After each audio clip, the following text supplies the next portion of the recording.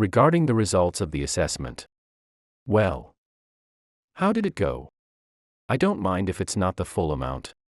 In response to my reaction as I visited the bank to hear the results, the loan officer, John Brown, stared at me with his mouth agape. Come on. Did you really think there was a chance? John shredded my business plan right in front of me. We don't have money to lend to poor farmers.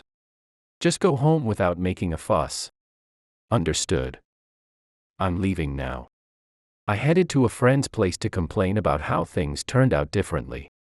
I returned to the parking lot and opened the door of my small truck. That was quick. So, did you manage to get the full amount?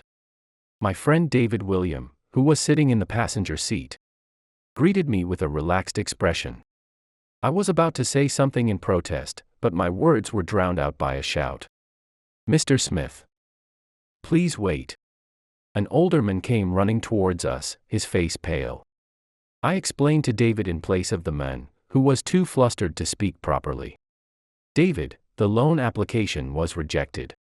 Even though I had failed the assessment, I thought that I had all the right people on my side, and that they would soon apologize for their earlier behavior. However, I was about to face an unexpected counterattack from John. My name is Tom Smith. Until recently, I worked at a well-known company in the city, but I just quit to start farming. It's not that I was tired of working as an employee, or that I was drawn to a self-sufficient lifestyle. When I was in the second grade, my parents divorced. I was taken in by my mother and we moved to live with her parents. But my mother soon ran off with another man, disappearing after just a few months. My grandparents raised me in her place. Although many hardships followed, the most difficult thing to bear was the heartless words from the neighbors. Some even directly told my grandparents things like, "It must be tough having such a worthless daughter." And seeing the sad expressions on their faces was unbearable. To overcome this situation, I knew I had to become an exceptional person. Someone beyond reproach. With that in mind, I got into a top university in New York and later returned to join a prestigious local company. As expected, people suddenly changed their tune, saying things like, "You've got such a wonderful grandson." Now, at 42 years old, both my grandfather and grandmother passed away in quick succession. And I decided to quit my job and start growing vegetables on their land. Naturally, people started gossiping again, saying things like, "He must have quit that good job for some reason if he's starting farming now." Of course, it wasn't because of any trouble at work. I had been working for William Holdings, the parent company of a corporate group. There, I had the opportunity to be seconded to a subsidiary for about 2 years. The subsidiary ran a chain of Japanese restaurants, and despite being a chain, they were extremely particular about using seasonal ingredients and sourcing from specific regions. I was impressed by their dedication. I realized that even with just one type of vegetable, there are various varieties that can greatly affect ease of cooking and suitability for different dishes. Since my grandparents had grown vegetables, I began to develop an interest in farming during my secondment. When my grandparents passed away, I decided to use the land they left behind to start farming. "Hello, it's nice to meet you today." I visited a local bank, my voice trembling with nerves in front of the loan officer. My grandparents had sold vegetables in the past, but due to their age, they had only grown them as a hobby for the last 20 years. All the farming equipment had been sold off to buy new machinery and realize the type of farming I envisioned. I needed a substantial amount of money, so I decided to turn to the bank. "Please, don't be so nervous." John Brown, the loan officer, appeared and smiled kindly. "Thank you." I had the impression that loan officers were usually strict. "So I'm relieved to meet someone as kind as you. I'm glad my friend recommended this place." I blurted out in relief, and John burst out laughing. Something about the way he laughed bothered me. It felt as though I was being looked down upon. Shaking off the thought, I handed him my business plan. "So, here's the plan. Is it okay like this?" "Yes, that's fine." "Great. Then, let me explain it to you. I was just about to start explaining the purpose of the business. You don't need to explain. Oh, would you like to review the materials and have me come back another day? No. I think it's better not to waste time on something pointless. It seemed my earlier feeling of being looked down upon wasn't just my imagination. He pointed out the window. I happened to see you getting out of that small truck earlier. I thought maybe we could lend you around $10,000. But how much were you hoping to borrow? In a small voice, I replied, $100,000. You came to the bank in a small truck, wearing a t-shirt and sweatpants that look like pajamas. If you were in my position, would you lend someone $100,000? Of course not. He tossed the business plan I had spent hours creating back at me. Thank you for your time. The conversation was abruptly cut short, and I returned to my small truck, feeling John's gaze on me. As soon as I got home, I contacted the friend who had recommended the bank. Not wanting to go into detail, I simply mentioned that it seemed unlikely I would get the loan. I thought perhaps there had been some miscommunication. But when I mentioned the loan officer's name, my friend assured me that if it was him, he should definitely have known about the referral. My friend even said that perhaps I hadn't explained things well enough. And as a result, I ended up going back to the bank the next day. I'm very sorry for coming back so soon, but could you please reconsider? This time, when I handed over the business plan, it was accepted without hesitation. Understood. I'll keep this for now. I wondered if perhaps the loan officer had been informed ahead of time, and I was being tested to see if I was really worth lending $100,000 to. Thank you. Please, I ask for your consideration. If I didn't get the loan, it would take an enormous amount of time to achieve my plan. With renewed hope, I returned home with much more confidence than the day before. A week later, I was called back to the bank by John Brown, regarding the results of the assessment. Well, how did it go? I don't mind if it's not the full amount. John stared at me with his mouth agape. Come on. Did you really think there was a chance? We can't even lend you $10,000. Ignoring my confusion, John continued. We can't have you showing up here every day. I just went through the assessment to make you understand. That's cruel. I've been hopeful this entire week. If there was no chance, you should have just told me clearly. I did tell you once already that we couldn't offer the loan. The cruel one is you, for coming back to the bank after I made it clear. His attitude was completely unprofessional, but as he pointed out, I had been the one to return despite his initial refusal, so I couldn't argue back. Let me tell you something, just for you. I'm the eldest son of the bank's president. One day, I'll be running this place. John stood up from his chair and shredded my business plan right in front of me. Lending money to someone like you, who clearly can't repay it, would stain my brilliant life. You're a nuisance. Could you please leave? I reached for my phone to contact the friend who had recommended the bank. But John lowered his voice in a threatening manner. Didn't you hear me? We don't lend money to poor farmers. Stop your futile struggle and get out. I gave up trying to make the call and stood up. Understood. I'm leaving now. I was certain that John hadn't been informed of anything. Determined to complain about the situation, I headed straight to my friend's place. Returning to the parking lot, I opened the door of my small truck. That was quick. So, did you manage to get the full amount? David, sitting in the passenger seat, greeted me with a relaxed expression. I was about to voice my frustration, but a shout drowned out my words. Mr. Smith. Please wait. An older man came running towards us, his face pale. It's been a while, hasn't it, Robert Brown? David addressed the man as Robert Brown. But he was clearly not the same person as the loan officer from earlier. Given the shared surname, this man must be the bank's president. It's good to see you again, Mr. William. What's the rush? Did you forget to give him a copy of the contract? David had no idea that the loan had been denied. And his casual tone only worsened the president's pallor. Well, actually, I'll explain it. David, the loan application was rejected. The shock must have been too much for him. He slid out of the passenger seat and onto the ground. Come on, that can't be true. You mean they couldn't approve the full amount? Not just the full amount, but zero.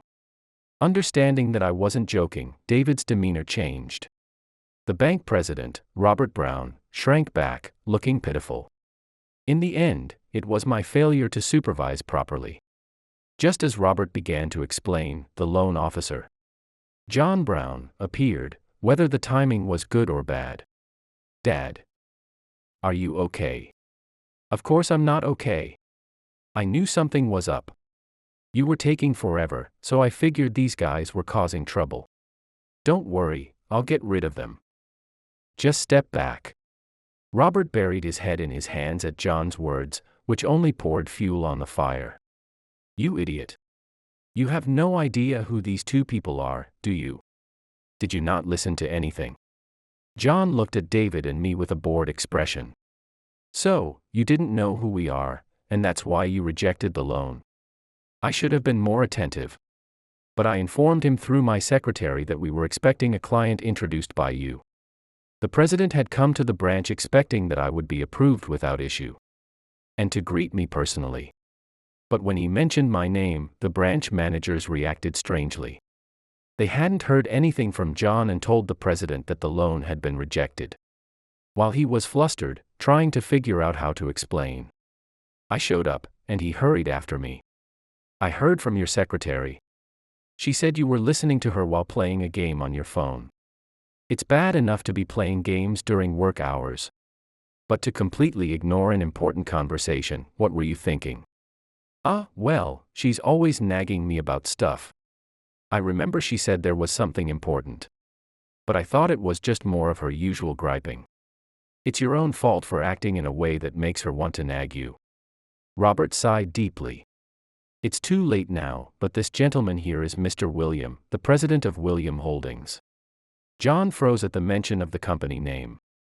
Of course, William Holdings wasn't just a famous company, but also a significant client for their bank. John seemed to finally grasp the seriousness of the situation. Mr. Smith here used to work at William Holdings and is well acquainted with the president. He's highly capable, and I was told that his business would surely succeed. So I was asked to seriously consider the loan. What have you done? As I watched John, who was now in a state of shock, I gradually regained my composure. The truth is, I had felt a bit guilty about relying on David's influence to get the loan. I had come here because I had no other choice, but I wasn't blameless. If John apologized, I was ready to let go of his outrageous behavior. Our company has grown quite large. So we're considering making a megabank our primary bank. David seemed to be setting up the situation to make it easier for John to apologize. He glanced at John, gauging his reaction. What? If we lose your business, it would be a huge loss for us. Please, forgive us. Robert instinctively tried to apologize, but John spat out, "That's pathetic," and stopped him. Dad, think about it.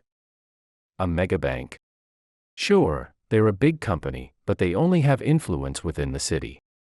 Besides, they just took out a loan from us for a new project.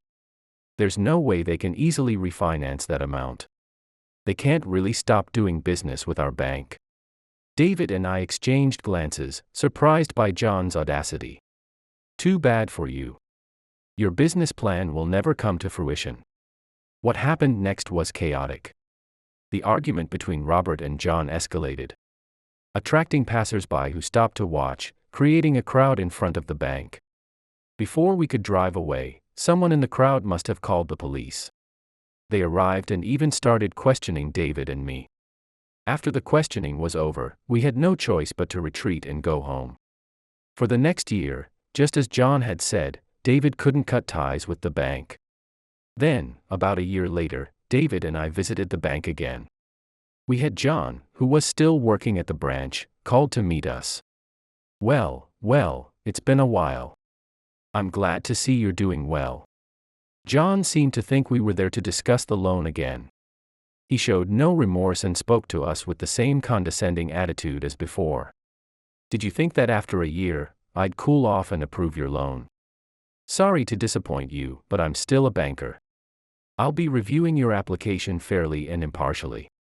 Despite wanting to call him out for judging people solely by their appearance. And for not listening.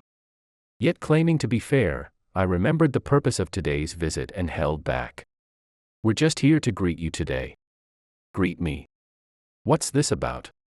Did you borrow from the wrong people and now you're planning to skip town? I handed John a business card. Everything is finally ready. My company has become a subsidiary of William Holdings. And my business plan was well received, so I secured financing from a mega bank. What do you mean? Clearly unwilling to accept reality, John asked again. I calmly explained it to him once more. It means your bank's relationship with William Holdings has ended. If you think I'm lying, ask this man here. He's our representative. John, who had been so sure they couldn't lose our business, finally realized the gravity of the situation. He started to apologize, just like his father did once, with no one to stop him this time. I'm terribly sorry. Losing our business with your company would be disastrous for us. This guy was in trouble last year when you didn't give him the loan. Your actions set his business back by a year. Can you give him back that time? That would be difficult, but I can increase the loan amount to make up for it. If he had apologized like this last year, things might not have escalated so much. Time can't be replaced by money. The best people understand that. David crouched down and looked John straight in the eyes.